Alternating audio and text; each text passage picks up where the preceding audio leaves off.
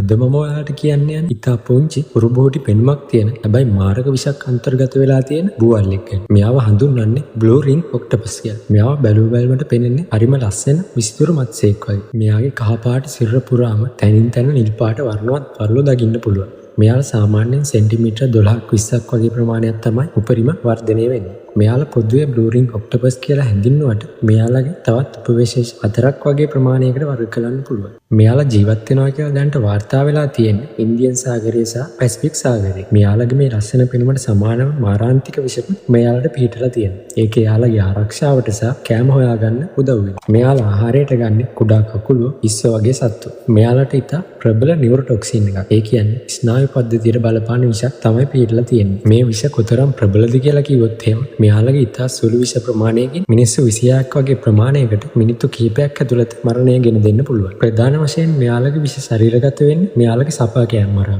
මේ වගේ සපා කෑමකට පෙළඹෙන්න කලින් මෙයාලගේ සිරුරේ තියෙන නිල් පාට වලලු වල පැහැය දීප්තිමත් නිල් පැහැයකට හරවලා සතුරට මුලින්ම වෝනින් එකක් දෙනවා. එතනදී සතුර පලා ගියේ නැත්නම් එහෙම මෙයාලා පාර දීමට පෙළඹෙනවා. මෙයාලා ඉතා කුඩා නිසා මිනිස්සෙක්ට මෙයාලගේ දෂ්ටනය නොදැනුවත් වුණත් සිදු වෙන්න පුළුවන්. ඒ නිසා ඒ පුද්ගලයා නොදැනුවත්වම විෂ ශරීරගත වෙන්න පුළුවන්.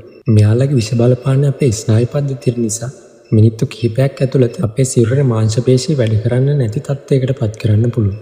මේ නිසා සුසුණු ක්‍රියාවලියට අවශ්‍ය වෙන මාංශ පේශී වැඩ කරන්න නැතුව ගිහිල්ලා ඒ පුද්ගලයා මිය යනවා. ගොඩක් වෙලාවට මෙයාලගේ සපාකෑම් සිදු වෙන්නේ වතුර යටදී නිසා දියගිලියම නිසා තමයි මරණය සිදු වෙන්නේ. මෙයාලගේ සමහර විශේෂ සපාකෑමකින් තොරව එයාලගේ විෂ බාහිර පරිසරයට නිකුත් කරනවා. මේ නිසා නොදැනුවත්වම විෂ ශරීරගත වෙන්න පුළුවන්. ඒ වගේම මෙයාලගේ විෂට ප්‍රතිවිෂක් අද වෙනතුරු හොයාගෙන නැහැ. මෙයාලගේ විෂ නිසා අද වෙනකොට මරණ 11ක් පමණ වාර්තා වෙලා තියෙනවා. ඔයාලටත් කවදා හරි මොහොතදී මේ සතෙක් හම්බුනොත් එහෙම එයාට කිසිම කරදරයක් කරන්න නැතුව එතනින් අයින් වෙන එක තමයි කරන්න තියෙන හොඳම දේ. මොකද අද වෙනකොට මෙයාලා ගොඩක් තර්ජනයට ලක් වෙලා තියෙන සත්ත්ව කොට්ටාශයක්. ඒ නිසා යාළුවව රැක ගන්න එක අපේ යුතුයකමක් වෙලා තියෙනවා.